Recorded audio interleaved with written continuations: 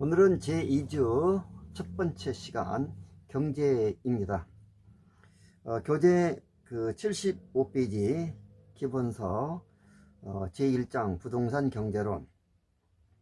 여기서 이제 경제행위 상대적 희소성 운치 경제 주체, 이제 이건 시험에 안 나오니까 넘어가고,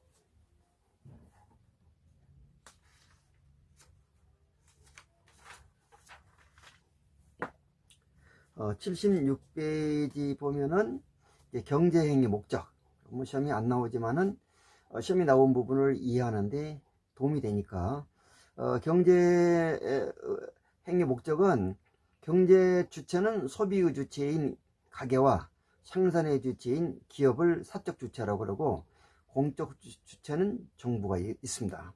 사적 주체인 가게는 재화를 구입하여 소비하는 자이기 때문에 구입하여 효용을 극대화시키고, 기업은 생산의 주체이기 때문에 그래서 생산비를 들여서 차이익인 초과이윤을 극대화시키는 것이 경제행위의 목적이고, 정부는 국민 전체 사회 우생을 극대화시키는 것이 목적입니다. 자, 그러면 76페이지 흔히 2번 수요.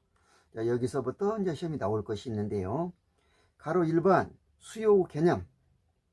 이제 1번이 이제 가끔 시험에 나옵니다. 수요는 어떤 의미냐? 디맨드, 뭘 원한다, 이런 뜻인데, 막연한 수요는 시장의 길을 나타내지 못하기 때문에 시장에서 수요자로 나타나지 못하기 때문에 의미가 없고, 그래서 여기서 수요는 막연한 디맨드가 아니고 에펙티브 디맨드, 유효 수요를 말합니다. 유효 수요는 두 가지 요건을 갖춰야 되는데, 하나는 구입할 의사, willingness to buy, 또 하나는 지불 능력, ability to pay 해서 두 가지 요건을 다 갖춰야 됩니다. 구입할 의사도 있고 지불 능력도 있어야 된다. 두 가지 요소 중에 하나라도 결하면, 그러면 이제 유효수요가 아니고, 유효수요가 아니면 시장에 영향을 미치지 못하기 때문에 의미가 없습니다. 경제 파트에서는. 그래서 모든 경제에서 말하는 수요는 에펙티브 디맨드를 말한다, 이렇게 되고, 그 다음에 동그라미 2번과 동그라미 6번 서로 비교해서 시험이 나오는데요. 동그라미 2번은 수요, 지금 배웠던 그 디맨드. 그 다음에 동그라미 6번은 디맨드가 아니고, 그 다음에 에펙티브 디맨드는 디맨드인데, 디맨드가 아니고 그 수요량, quantity demanded, 과거. 그래서 이제 구입한 양을 말한다. 그러니까 수요량은 이제 과거적인 의미고, 그 다음에 수요는 그런 의미가 없는데요. 자, 어떻든 간에 2번하고 6번이 비교해서 나온다. 동그라미 2번은 모든 가격 수준에 대응하여 수요량이 있는데, 그 모든 가격 수준에 대응된 수요량을 집합하여 한꺼번에 말할 때 얘를 수요라고 합니다. 그 다음에 동그라미 6번 수요량은 특정 가격이 정해졌을 때 그 가격에 대응된 수요량을 그래서 수요량이라고 합니다. 그러면 수요와 수요량을 여기서 이제 서술적으로 이렇게 들어보면 명확하게 이해가 안 되니까 그래프를 보면 더 쉽게 이해할 수 있어요. 교과서 78페이지 저기 세 개의 그래프가 있는데, 제일 왼쪽 그래프 개별 수요자 A의 그래프인데 20원일 때 두 개 샀죠. 20원이라고 딱 정했기 때문에 두 개는 수요량입니다. 그 다음에 10원일 때 세 개, 이것도 10원이라고 정했을 때 얘를 수요량이라고 합니다. 그러면 수요는 뭘 말하냐? 수요는 자, 칠판에 한번 그래프를 그려가지고, 이쪽에 종축이 가격이고 그 행축이 이게 수요량이다. 그렇게 되고 원점. 그러면 가격이 20원일 때 여기서 대응된 것이 두 개, 10원으로 내려가니까 여기서 대응된 것이 여기서 세 개. 그래가지고 여기서 이렇게 두 점을 이어보니까 그래서 수요 곡선이 이렇게 그어진다. 우리가 이제 어떤 자화의 가격을 이제 관찰하고 있는데요. 이 가격을 XJ의 가격, 프라이스 X라고 그러고, 그 다음에 이 수요량을 XJ의 수요량, 디맨드 X라고 그러고, 그래서 이게 디맨드 X의 수요를 나타내는 수요 곡선이다. 수요량이 아니고 수요. 왜 수요라고 말하냐? 이것들은 수요량이죠. 수요량이죠. 다 수요량. 수요량이 증가됐어요. 이렇게. 그런데 이 사이에 있는 19원일 때 얼마다, 뭐 18원일 때 얼마다, 모든 대응된 그 가격에 대해서 수요량을 다 이렇게 나타내면 그 모든 점들을 이으면 이 선이 되죠, 이게. 수요 곡선. 원래 수요 곡선인데 설명의 편의상 이렇게 직선으로 표현하여 설명하고 있습니다. 그래서 그 모든 가격에 대응된 수요량을 집합하여 말할 때 얘를 수요라고 하고, 수요량은 특정 가격이 정해졌을 때 거기에 해당된 수요량을 수요량이라고 한다. 이렇게 차이가 있어요. 요런 얘기를 이제 그 79페이지 이제 이렇게 표현하고 있어요. 79페이지 왼쪽 그래프는 A점에서 B점으로 이동하는데 이건 수요량을 지금 설명하고 있습니다. A점에서 B점으로 이동하면 특정 가격 A1점일 때 가격에 대한 수요량, B점일 때 여기 가격일 때 수요량. 그래서 이거를 수요량의 변화. 그래서 A점에서 B점으로 갔다면 수요량이 늘어났으니까 수요량의 증가. 반대로 B점에서 A점으로 갔다면 수요량의 감소, 가격이 올라감에 의한. 그래서 그 위에 설명을 보니까 수요량의 변화는 특정 가격에 대한 수요량의 변화다. 그러니까 가격이 움직여서 늘어나기도 하고 수요량이 줄어들기도 한다.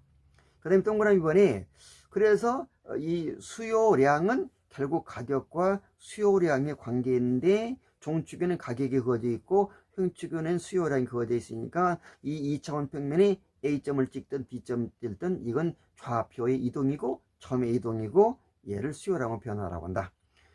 그 다음에 79페이지 오른쪽은 D1, D0가 있는데 이거는 요게 이제 DX-이라고 그러고 이렇게 요걸 DX의 따시라고 본다면 그러면 가격이 원래 요만큼 떨어져야 이게 떨어져야 요 정도 늘어나게 되는데 안 떨어져도 늘어났어요. 이것도 가격이 이렇게 떨어져야 늘어나게 되는데 안 떨어져도 늘어났어요. 이게 안 떨어져. 원래 이렇게 떨어져야 늘어나는데 그래서 모든 가격 수준에 해당된 수요량을 다 표현하니까 또 새로운 처음에 연속이 이어진다. 그래서 이 점들을 이어보니까 새로운 수요 곡선, 이게 책에는 D0, 요거는 T1. 그래서 이렇게 이동했다. 그 이유가 뭐냐? 가격 때문은 아니에요. 가격 때문이었다면 이렇게 내려와서 여기다 그어야 되죠. 근데 가격이 변화가 없는데도 늘어났다. 그래서 예를 들어서 뭐 소득이 증가된다. 이런 원인들, 가격 이유 요인 때문에 이제 수요 곡선이 이동하는 거예요. 그래서 보면 79페이지 오른쪽 그래프는 수요 변화 곡선의 이동을 말한다. 그래서 수요 변화를 뭐라고 표현하고 있냐면 이제 그 동그라미 원에 모든 가격 수준에 해당된 수요 이동이기 때문에 얘를 수요 곡선의 이동. 오른쪽으로 가면 수요가 늘어나는 것이고 왼쪽으로 가면 줄어든 것이죠. 오른쪽으로 이동해 봐요. 그러면 늘어났잖아요. 왼쪽으로 이동해 봐요. 그러면 왼쪽으로 이동하면 줄어들었죠. 그래서 수요 증가든 감소든 곡선 이동이다. 그 다음에 동그라미 3번 79페이지 수요 곡선 자체가 이동하려면 가격 때문은 아니다. 가격 이외의 요인이다. 그래서 수요 곡선 자체가 이동할 때는 가격 이외의 요인에 의한 거다. 이렇게 표현할 수 있고요. 자, 이러한 내용을 어떻게 출제되고 있느냐 한번 기출 문제집을 한번 보시면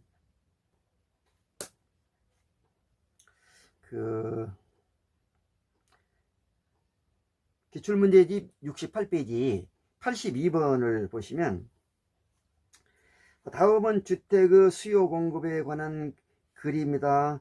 수요 곡선 D0를 D1으로 이동시킬 수 있는 요인은 어떤 거냐? 자, 이제 저기 69페이지 그래프를 보니까 D0에서 D1으로 이동했어요. 이게 왼쪽으로 이동했기 때문에 얘는 수요가 감소한 겁니다. 그래서 수요 감소를 나타내는 요인을 몇 개나 되냐? 아니, 그 요인은 뭐냐? 하나요. 몇 개냐 가지고 하나. 그러면 1번 주택 거래 규제 완화. 그러면 주택 구입하기가 편하니까 수요가 늘어날 건데 아니고.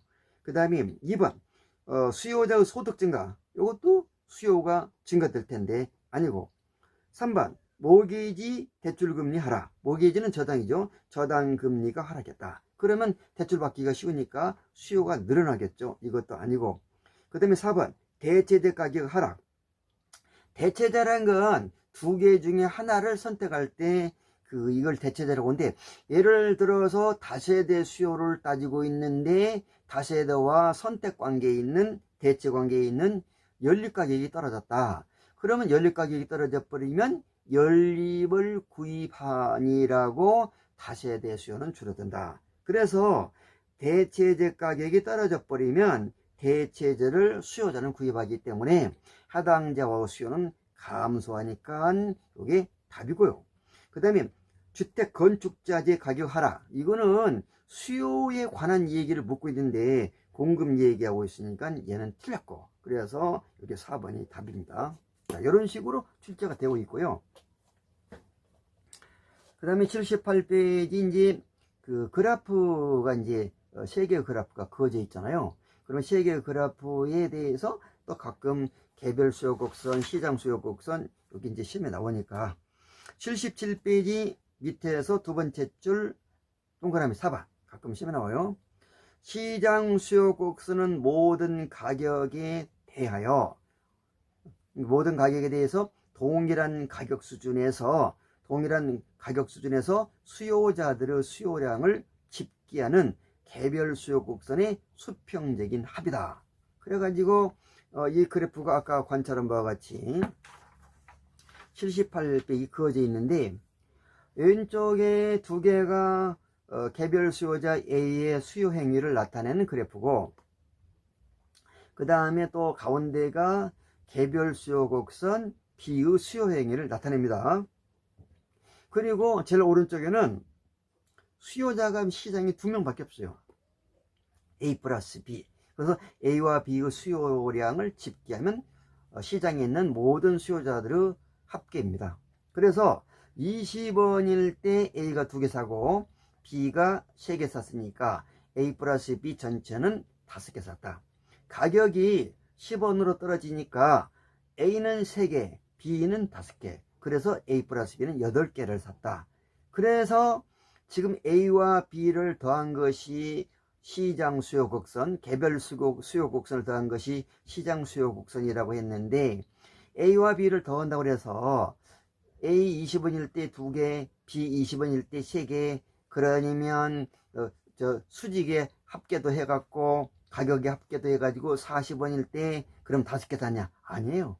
가격축은 놔두고 20원일 때 개별 수요자 몇 개 사고 시장에서는 몇 개 사고 이렇게 물어봐야 되기 때문에 20원은 가만히 놔두고 합계하지 말고 수량축만 20원일 때 A 2개, B 3개. 그러니까 수요량축만 5개다 합계. 10원일 때도 마찬가지요.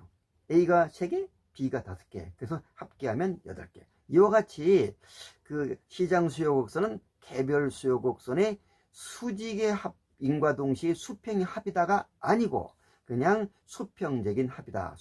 수요량의 합계만 더한 것이다. 이렇게 해야 되고, 그 다음에 동그라미 5번에 78페이지 시장 수요 곡선은 개별 수요 곡선보다 경사가 완만하다. 지금 봐도 완만하죠. 왜 그러냐면 A는 20원에서 10원 떨어질 때 2개에서 3개 하나를 늘렸고, 그러니 그 다음에 또 B도 20원에서 10원 떨어지니까 3개, 5개, 2개 늘렸는데 시장 전체는 하나 늘어나고 2개 늘어난 것을 합계하니까 3개가 늘어나기 때문에 오른쪽으로 이게 기울기가 더 많이 갔어요. 곡선이 오른쪽으로 많이 점에 이동이 됐으니까 그래서 완만해요, 경사가. 그래서 시험이 그런 것이 나오는데 시장 수요 곡선은 개별 수요 곡선보다 경사가 완만하다. 이 부분이 가끔 시험에 나오고, 그 다음에 동그라미 7번이 가끔 시험에 나오는데 시장 수요 곡선은 개별 수요 곡선 A 또는 B보다 탄력성이 크다. 탄력성이란 건 가격에 대응하여 수요량이 어떻게 움직이냐. 가격이 예를 들어서 10% 떨어졌더니 수요량이 10%의 5배인 50%가 이제 움직였다. 그러면 탄력적으로 많이 움직인 거고, 가격이 10% 움직였는데 수요량은 그냥 5%밖에 안 움직인다. 그러면 탄력적으로 안 움직인 건데요. 비탄력적으로 움직인 건데, 그래서 지금 탄력성이 커지냐 작아지냐 해가지고 지금 시장 수요 곡선은 개별 수요 곡선보다 더 오른쪽으로 많이 점에 이동이 됐으니까, 그래서 시장 수요 곡선은 개별 수요 곡선보다 탄력성이 더 커진다. 이렇게 이제 시험에 가끔 나오니까 이해하시고, 수요 법칙은 뭐 시험에 안 나오니까 넘어가고, 그 다음에 80페이지 수요의 변화 요인. 지금 수요량의 변화 요인이 아니고 수요의 변화 요인이기 때문에 여기에서 그 요인들은 전부 다 그 가격에 해당된 해당자와의 가격이 아니고, 뭐 물론 가격이라고 해도 해당자와 가격이 아닌 대체적 가격이라든가 이런 거는 이제 여기 변화 요인인데, 해당자와의 가격은 이제 수요 변화 요인이 아니고 수요량의 변화 요인이기 때문에 여기에는 이제 나열이 안 되겠죠.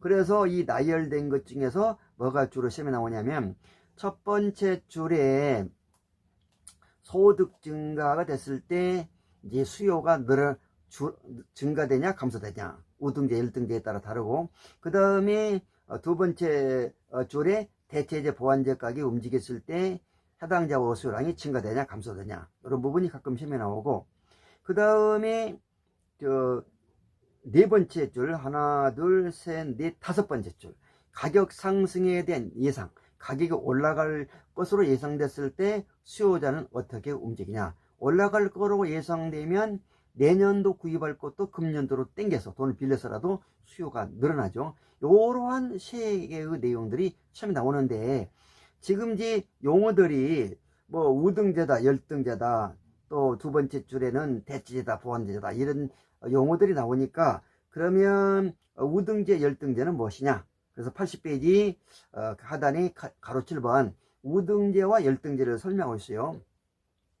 우등제는 자와의 선택에 우선적으로 선택한다고 해서 우등제라고 그러고, 그 다음에 우등제가 일반적인 현상이니까 얘를 정상제라고 그러고, 열등제는 소득이 증가됐는데 수요가 늘어나야 되는데 그 경우는 수요가 줄어든다. 이것이 열등제예요.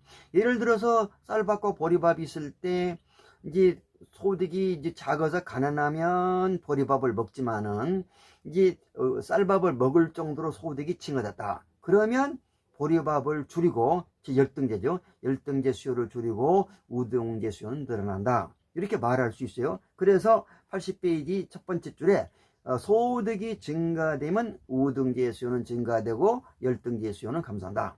가로 이제 해봐요. 반대로 이제 묻는 대로 답변해야 돼요. 역으로 물어보면 역으로 대답해야 되고, 그러니까 소득 수준이 감소했다. 그러면 이제 우등제를 선택할 수 있었는데 소득 수준이 감소했기 때문에 열등제밖에 선택 못한다. 그렇게 되면 소득 수준이 감소하면 우등제 수요는 감소하고 가로 안에, 그 다음에 열등제 수요는 증가한다. 이렇게 볼 수 있고, 그 다음에 이제 가격 상승이 두 번째 줄에 대체제 가격이 움직인다. 지금 이제 상승을 이제 먼저 했으니까 대체제 가격이 상승하면 대체제를 안 사니까 해당자와의 수요가 증가된다. 또 보완제라는 것은 무슨 뜻이냐면 81페이지 두 재화가 같이 선택되거나 같이 선택이 안 되는 재화를 보완제라고 해요. 커피와 설탕. 커피를 원하면 설탕도 원해야 되죠. 이걸 보완제라고 그러고, 두 재화가 같이 있어야 재화의 기능을 발휘되는 거. 그 다음에 대체제는 점심 식사 때 설렁탕을 먹든지 곰탕을 먹든지 두 개 중에 하나만 선택하면 되니까, 그래서 두 개 다 이렇게 먹을 수는 없고, 그래서 대체제는 이렇게 선택할 수 있는 재화. 영어로 말하면 대체제는 or 개념이고, 그 다음에 그 보완제는 그 and 개념이고, 독립제는 이제 어떤 가격, 독립제 가격이 움직인다고 그래서 해당 재화 수요가 증가되거나 감소되거나 영향 안 미치는 거. 그 중간재도 소득이 변화했을 때 수요에 영향 안 미치는 걸 이걸 중간재라고 합니다. 일단 여기까지 하고, 여기 핸드폰이 20분마다 이게 동영상이 끊기기 때문에 쉬었다가 다시 하겠습니다. 여러분 수고하셨습니다.